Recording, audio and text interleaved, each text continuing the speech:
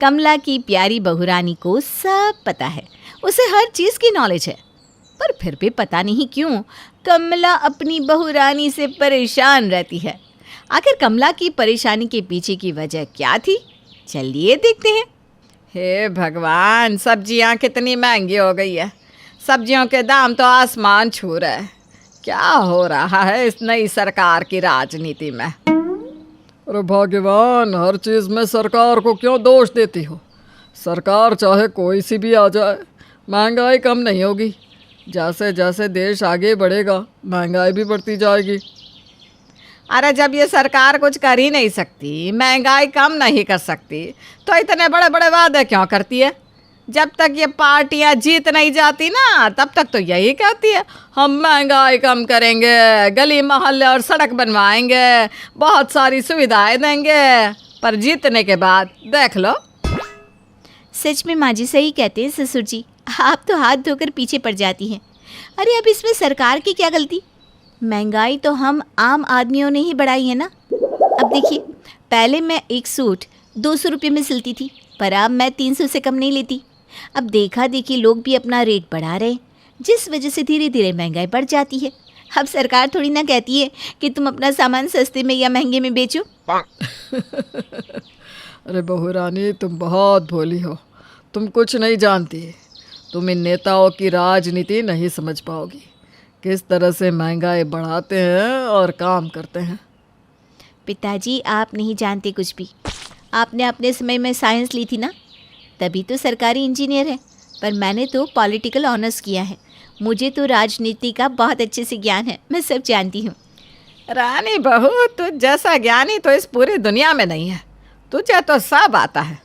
फिलहाल मुझे बहुत भूख लगी है और तेरे ससुर का भी दवाई खाने का समय हो गया है। थोड़ा सा खाना दे दे पहले, राजनीति की बातें हम फिर कभी करेंगे।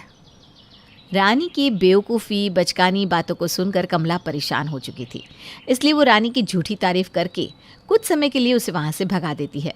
क्योंकि रानी हर चीज़ में अपनी नाक घुसाने की कोशिश करती और ये जताती कि जैसे उसे हर चीज़ की नॉलेज है, जबकि ऐसा नहीं था। अब समय यूं ही बीतता है, पर घर के हर छोटे मामले में इसी तरह रानी बढ़ चढ़ कर हिस्सा लेती है। ऐसे ही एक दिन, अरे बेटी की शादी सर पर आ गई है, शादी ब्याह के बारे में नहीं सोचना क्या? लोन कब पास करवाओगे? इस साल शादी करवानी भी है या नहीं? अगले महीने हमारी बेटी की पढ़ाई ख़त्म हो जाएगी और वो हॉस्टल से घर आ जाएगी। और लड़के वाले भी अब फ़ोन कर रहे हैं शादी की डेट डालने के लिए। अरे कमला, इतनी फिक्र क्यों करती हो? हमें लोन मिल जाएगा, मेरी सरकारी नौकरी रह चुकी है, सब आराम से हो जाएगा। पिताजी, माँ जी बिल्कुल सही कह रही हैं। अब लापरवाही करना छोड़ दीजिए। आपकी सरकारी नौकरी थी, है नहीं, अब आपको कोई भी लोन नहीं देगा। अतुल जी को लोन मिल जाता अगर उनकी भी सरकारी नौकरी होती, पर उनकी तो प्राइवेट नौकरी है। भले ही 70-80 हज़ार कमाते हैं महीने का, पर बैंक तो उन्हें लोन देता है ना जिनकी सरकारी नौकरी होती है। रानी बहू, ऐसा कुछ नहीं है। जो प्राइवेट नौकरी करता है बैंक उसे भी लोन देता है, अगर उसकी सैलरी अच्छी हो। और हमारा अतुल तो बहुत अच्छी कंपनी में काम करता है, वैसे भी एक लोन हमारा पहले से चल रहा है। पिताजी, मैं आपको कैसे समझाऊं? बैंकों के ना बहुत नाटक होते हैं। मैं लोन डिपार्टमेंट में जॉब कर चुकी हूँ। शादी से पहले मैं खुद लोगों को लोन दिया करती थी, और प्राइवेट नौकरी वालों को तो हमने कभी लोन दिया ही नहीं। सीधी भाषा में कहूँ तो बैंक अमीर लोगों को ही लोन देता है, गरीबों को नहीं। रानी की बातें सुनकर विनोद अपना सर पकड़कर बैठ जाता है, क्योंकि वो अपनी बहू रानी को चाह कर भी नहीं समझ पा रहा था, क्योंकि रानी कुछ समझना ही नहीं चाहती थी। रानी को हमेशा यही लगता था कि उससे ज़्यादा नॉलेज उसके घर में किसी को नहीं, पर उसकी इस नॉलेज की वजह से पूरा घर परेशान था, यहाँ तक कि अतुल भी। अरे रानी, मेरा लैपटॉप नहीं मिल रहा, तुमने कहीं देखा क्या? अरे मैंने उसे धूप में रखा है सुखाने के लिए। आप कह रहे थे ना आपके लैपटॉप में वायरस घुस गया है। अब वायरस ऐसे तो निकलने से रहा, इसलिए मैंने उसे लाइजोल से साफ़ करके धूप में रख दिया सूखने के लिए। लाइजोल से वैसे ही सारे कीटाणु मर जाएंगे, पर बची कुछ जो भी वायरस होंगे ना, वो सारे धूप में ख़त्म हो जाएंगे। अब तो आपका लैपटॉप ठीक भी हो गया होगा, मैं अब भी ला कर देती हूँ। क्या तुमने मेरा लैपटॉप लाइजोल से साफ करके उसे धूप में सूखने के लिए रख दिया? अरे बेवकूफ़ औरत, वायरस से मेरा मतलब कीटाणु नहीं था। जैसा वायरस तुम समझ रही हो लैपटॉप में वैसा वायरस नहीं घुसा था। हद करती हो यार। अगर किसी चीज़ के बारे में पता नहीं है तो पूछती क्यों नहीं हो? इतना महंगा कंपनी से मिलता लैपटॉप खराब कर दिया मेरा। अरे आप ऐसे नाराज़ क्यों हो रहे हो? आप तो मुझे ऐसे जता रहे हो जैसे कि मैं कोई अनपढ़ गंवार हूँ, गाँव से आई हुई हूँ। अरे मैंने भी लैपटॉप कंप्यूटर देखे हैं, मैं तो बस आपकी मदद करना चाह रही थी। मुझे तुम्हारी मदद की ज़रूरत नहीं है। अगली बार कुछ भी उल्टी सीधी हरकत करने से पहले मुझसे पूछ लेना, और मेरी किसी भी चीज़ को हाथ लगाने से पहले मुझसे उस चीज़ के बारे में नॉलेज ले लेना। अपनी फालतू की नॉलेज का इस्तेमाल मत करना, क्योंकि तुम्हारे पास नॉलेज ही नहीं है किसी भी चीज़ की। इतना बोलकर अतुल गुस्से में वहाँ से चला जाता है। पर अतुल की नाराज़गी और उसकी बातें सुनकर रानी को बहुत दुख होता है। बेचारी रोते हुए रसोई में जाती है, जहाँ वो देखती है कि उसकी सास कुछ बना रही है। माँ जी, आप रसोई में क्या कर रही हैं? मुझे बता देती, मैं बना देती। हटिए, मैं बना देती हूँ। बहू जानती भी है कि मैं क्या बना रही हूँ? गोंद के लड्डू बना रही हूँ। तू नहीं बना पाएगी, आराम से बैठ जा, मैं खुद बना लूँगी। अरे माँ जी, मेरे माँ बाप ने ना मुझे सब सिखाया है। पढ़ाई लिखाई से लेकर घर संभालना तक आता है मुझे। मैं तो नौकरी भी कर सकती हूँ, पर अपने ससुराल को संभालने के लिए मैं नौकरी नहीं करती। और इसीलिए अतुल जी को लगता है कि मैं बेवकूफ़ हूँ। और आपकी बातों से भी अब तो यही लगता है कि आप भी यही सोचती हैं। अरे बहू तू तो बुरा मान गई। मेरे कहने का मतलब वो नहीं था। देख, अगर तुझे गोंद के लड्डू बनाने आते हैं ना तो तू बना ले, तब तक मैं तेरे बाबूजी को उनकी चाय बना कर दे आती हूँ। रानी की आंखों में आंसू देखकर कमला उसे संभालने की कोशिश करती है और खुद गोंद के लड्डू ना बनाकर रानी के भरोसे छोड़ जाती है। पर रानी कुछ न्यूज़पेपर में गोंद लगाकर उनको लड्डू का आकार दे देती है और उन्हें बॉल पेपर से लपेट देती है। कुछ देर बाद जब कमला नीचे आती है तो रानी अपनी सास से कहती है, माँ जी, मैंने गोंद के लड्डू तैयार कर दिए हैं, पर मुझे समझ में नहीं आ रहा आपने ये गोंद के लड्डू किस लिए बनवाए हैं और किसके लिए? अरे बहू, तूने तो बहुत जल्दी गोंद के लड्डू बना दिए। मुझे तुझसे ये उम्मीद ना थी। वैसे हमारे सामने वाली पड़ोसन ने मांगा था, उसे नहीं आता ना बनाना। अच्छा दिखा तो, कहाँ है गोंद के लड्डू? रानी अपनी सास को गोंद के लड्डू दिखाती है और गोंद के लड्डू देखकर कमला के तो होश ही उड़ जाते हैं। वो हाथों में रानी के बने हुए गोंद के लड्डू लेकर कहती है, बहू, ये गोंद के लड्डू तूने बनाए? जी माँ जी, गोंद के लड्डू और कैसे होंगे? अगर गोंद के लड्डू में गोंद नहीं होगा तो कैसे समझ में आएगा कि ये लड्डू गोंद से बना है? वैसे ना इसे बनाने में मुझे बहुत मुश्किल हुई।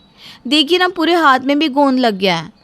पता नहीं आप इस फालतू की चीज़ को लेकर रसोई में क्यों बैठी थी। आंटी जी से कह दो ना, अपने बेटे के लिए ऐसी एक्टिविटी खुद कर लिया करे, हमसे ना करवाएं। सही कहा बहू तूने। गलती मेरी है जो मैंने ये काम तुझे सौंपा। मैं तो भूल ही गई थी, घर में सबसे ज़्यादा ज्ञान तो तेरे अंदर है। कमला चाहकर भी रानी पर ना तो गुस्सा कर पाती है और ना ही उसे बता पाती है कि गोंद के लड्डू क्या होते हैं और कैसे बनते हैं।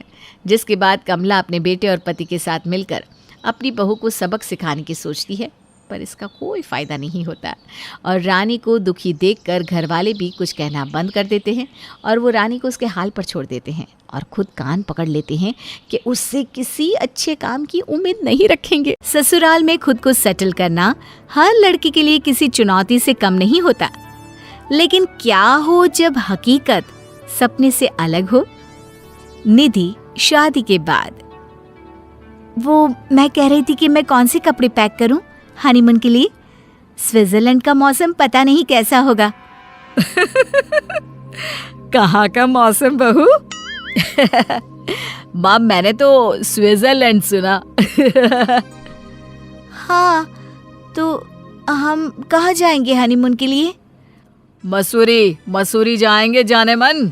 वहाँ भी जाने के लिए रिश्तेदारों ने जो शगुन के लिफाफे डाले हैं ना, उन्हें ही खोलना होगा। जा, अब जाकर अदरक कुटकर चाय बना ला।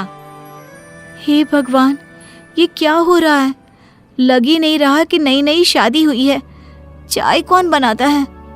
बहू किचन में जाती है और चाय का पानी रखकर ख्यालों में डूब जाती है। अरे बेटा, किचन में क्यों खड़ी हो? कुछ चाहिए था तो बोल देती। ये बेल रख लो, कमरे से ही बजा दिया करो, नौकर भाग कर कमरे में आ जाएंगे। हाँ। मैं तो बस ये पानी की बोतल भरने आई थी। अरे कैसी बात कर रही हो, पानी की बोतल तुम भरोगी? नो बेबी, उसके लिए नौकर है ना। निधि अभी आगे का सपना देखती है कि सास, अरे ये देख, पानी उबला जा रहा है और ये सोच रही है, अरे देख बर्तन जल गया, बाहर से ईंट ले आ और रगड़ कर साफ कर दे। एक कप चाय भी नहीं बना पाती आजकल की लड़कियां। अरे एक हम थे, 50-50 लोगों का खाना एक वक्त में बन जाता था। बहू तो अपने ख्यालों में ही रहती है। अरे बहू क्या हो गया? पति उसके चेहरे पर पानी डालता है। क्या हो गया? बेल नहीं बजी, नौकर कहाँ है? अरे कौन से नौकर, कौन सी बेल? बेल बजी है तो कोई आया होगा ना, जाओ दरवाजा खोलो। घर में नौकरानी आती है। नमस्ते भाभी, कैसी हैं? मैं तो ठीक हूँ, आप कौन हैं? मैं वो हूँ जिसकी जॉब आपके कारण चली गई। क्या मतलब? मैं तो कल ही आई हूँ शादी होकर, मैं किसी की जॉब कैसे ले सकती हूँ? मैं यहाँ 11 साल से काम कर रही हूँ, लेकिन भैया की शादी के बाद माँ जी ने कहा कि उन्होंने नई नौकरानी रख ली है। अब पता चला कि वो कौन है।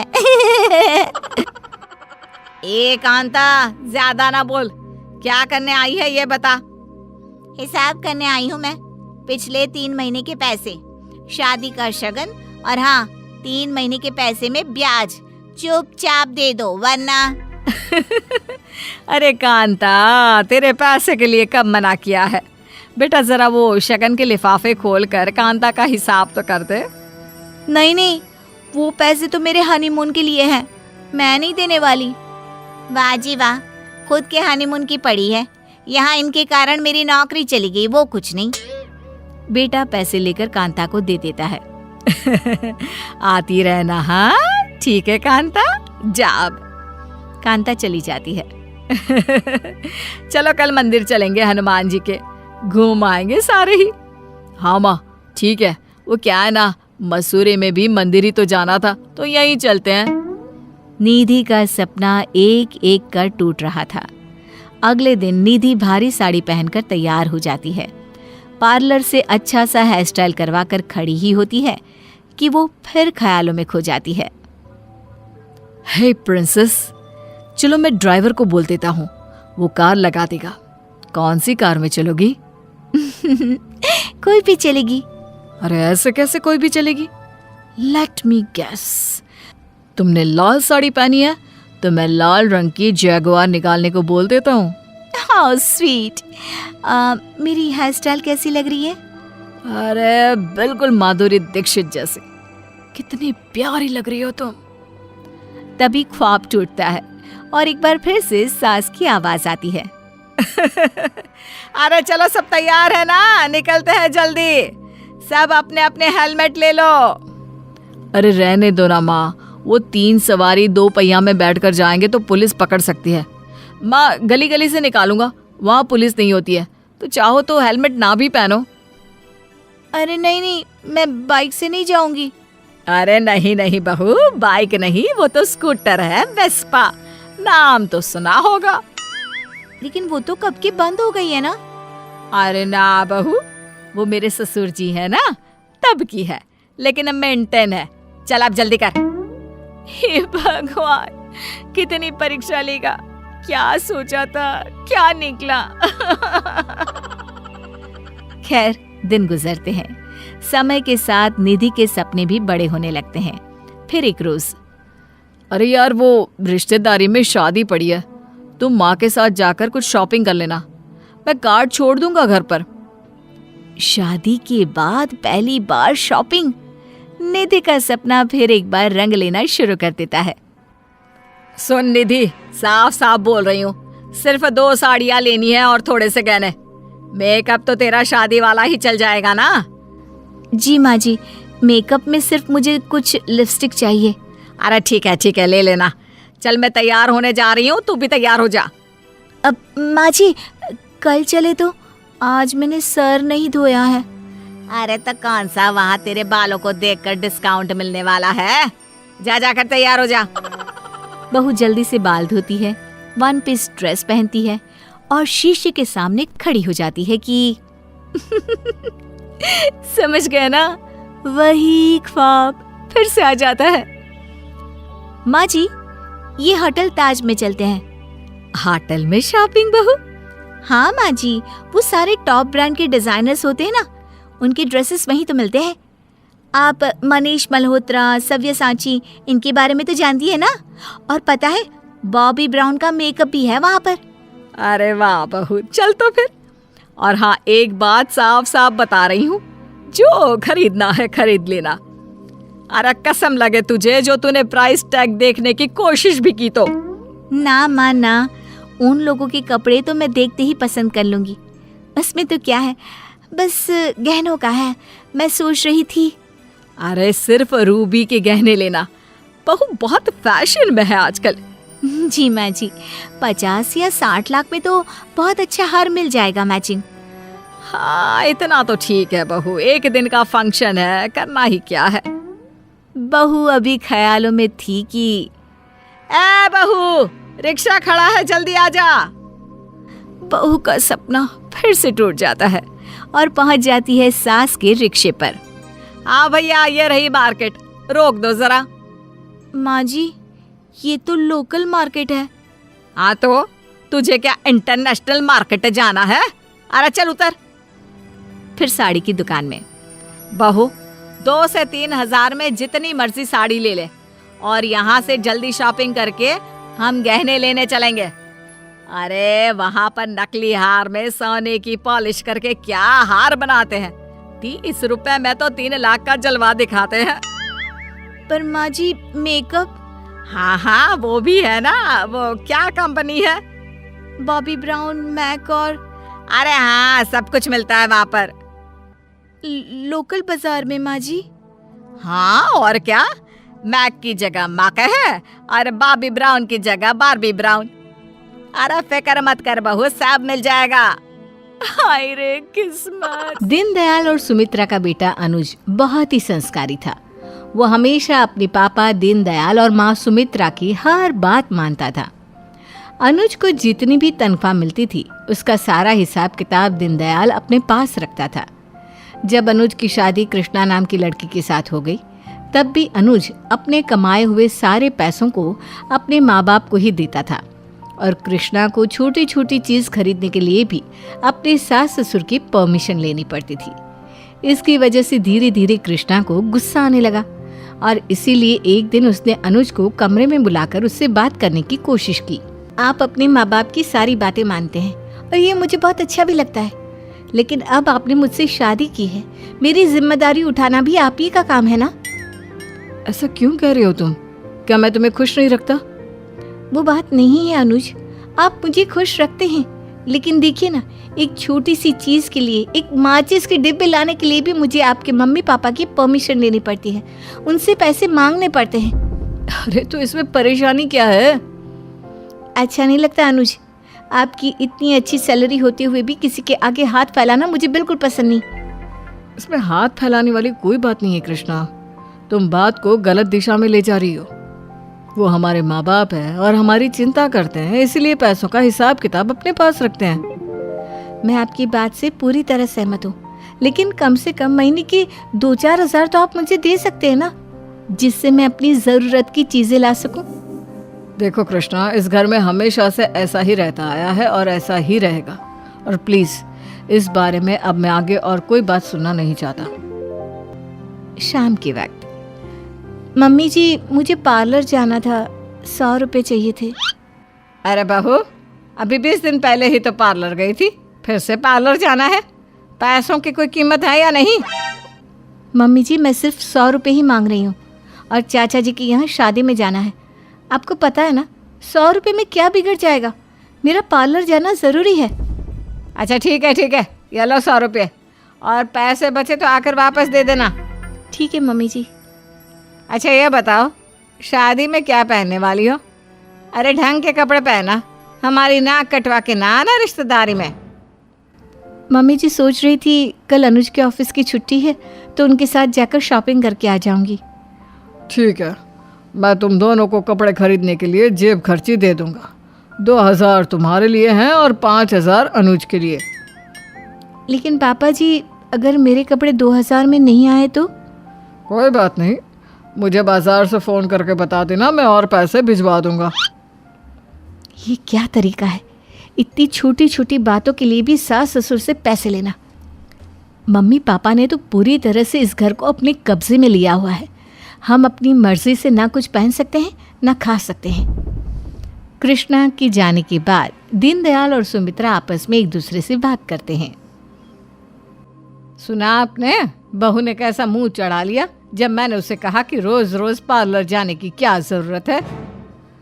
सही कहती हो तुम सुमित्रा, इसीलिए तो मैंने अनुज को शुरू से ही पट्टी चढ़ा कर रखी है। भाई सारे खर्चे का हिसाब किताब और अपनी तनख्वाह मेरे हाथ मिलाकर पकड़ा दे। बात तो सही कहते हैं आप। आजकल के बच्चों को अगर खुला छोड़ दिया जाएगा ना तो सारा घर ही लुटवा देंगे।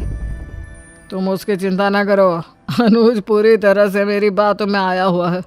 वो कभी 1 रुपया भी अपनी पत्नी को ले जाकर देने वाला नहीं है। पता नहीं हम ये सब कब तक कर पाएंगे। अरे बहू का क्या पता, कहीं बेटे के कान भर दिए तो मैं उसकी चिंता करने की कोई ज़रूरत नहीं है। मैंने अनुज का सारा हिसाब किताब अपने हाथ में कुछ इस तरह से लिया हुआ है कि वो चाह कर भी कुछ नहीं कर पाएगा। और रही बात बहू की, उसका क्या है, उसे तो 1-1 रुपए के लिए हमारे आगे हाथ फैलाना ही पड़ता है, जाएगी कहाँ। बिल्कुल ठीक कहते हैं आप। अगर जरा सी छूट दे दी ना तो अनुज अपनी पत्नी को लेकर चलता बनेगा इस घर से, इसलिए उसे तो काबू में ही बनाए रखना। हाँ बिल्कुल, तुम क्यों चिंता करती हो अनुज की माँ। मेरा बेटा मुझसे बिना पूछे एक बनियान भी नहीं खरीद सकता। कृष्णा ने सारी बातें दीनदयाल और सुमित्रा के कमरे के बाहर खड़े रहकर सुन ली थी, और इस बात का दीनदयाल और सुमित्रा दोनों में से किसी को भी अंदाज़ा नहीं था। कृष्णा ने सोच लिया था कि वो अपने सास ससुर को उनकी इस हरकत के लिए सबक सिखा कर रहेगी। बस उसे एक मौके की तलाश थी। और फिर एक दिन सुबह के वक्त जब अनुज ने अपने पापा से गाड़ी में पेट्रोल डलवाने के लिए पैसे मांगे तो कृष्णा ने प्लान को अंजाम देने के बारे में सोचा। पापा 500 रुपये चाहिए, वो गाड़ी में पेट्रोल खत्म हो गया है ना। अच्छा ठीक है बेटा, ये लो 500 रुपये। ठीक है पापा, चलता हूँ। कृष्णा ने चुपचाप जाकर गाड़ी का पेट्रोल टैंक लीक कर दिया। अनुज की गाड़ी एक सुनसान रास्ते में जाकर रुक गई। शाम को जब अनुज किसी तरह लौटकर अपने घर आया तो बहुत परेशान था। अरे क्या हुआ बेटा, इतने परेशान क्यों लग रहे हो? और तुम्हारे कपड़ों पर इतने दाग किस चीज़ के लगे हैं? क्या बताऊँ मम्मी, गाड़ी का पेट्रोल टैंक लीक था। मैंने गाड़ी में 500 रुपये का पेट्रोल डलवाया, लेकिन गाड़ी सुनसान जगह पर जाकर बंद हो गई। अरे तो किसी मैकेनिक को फ़ोन करके बुलाना चाहिए था ना तुम्हें। क्या करता पापा, पैसे नहीं थे मेरी जेब में, किसी मैकेनिक को कैसे बुलाता। वो मुझसे पैसे मांगता और 500 रुपये मैंने आज आपसे एक्स्ट्रा लिए थे जो जेब खर्ची के थे, वो तो बाकी कामों में खर्च हो गए। अरे तो पैसे बचा के रखने चाहिए थे ना, पूरे 1000 दिए थे मैंने तुम्हें महीने के खर्च के। लेकिन पापा 1000 में महीने का खर्चा नहीं चलता, और जानते हैं ना, मैं ना तो ऑफिस पहुंच पाया और ना ही कोई काम हुआ, ऊपर से धक्के मारकर गाड़ी को घर तक लेकर आया, वो अलग। अब देखो बेटा, तुम्हारे पापा तुम्हारे पैसों का हिसाब किताब रखते हैं, यह कोई गलत बात तो नहीं है। जो भी जेब खर्ची तुम्हें मिलती है उसे बचा कर रखा करो। लेकिन मम्मी 1000 रुपये में आजकल के ज़माने में काम नहीं चलता। अच्छा, बड़ी बातें बनाने लगा है तू। लगता है शादी के बाद तेरी जुबान खुल गई है। इससे पहले तो तेरा काम चल जाता था 1000 रुपये में। अनुज चुपचाप अपने कमरे में जाता है। अगले दिन जब मनोज को अपने ऑफिस से सैलरी मिलती है तो उसमें से 10,000 निकालकर वो अपनी पत्नी कृष्णा को देता है। ये क्या अनुज, और ये पैसे मुझे क्यों दे रहे हैं? तुम ठीक कहती थी कृष्णा, थोड़े पैसे हमें अपने लिए भी बचा कर रखने चाहिए।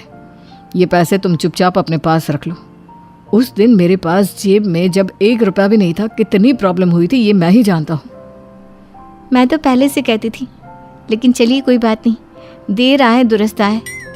अगले दिन सुबह के वक्त अनुज के ऑफिस जाने के बाद, कृष्णा बहू जरा इधर तो आओ। क्या हुआ पापा जी?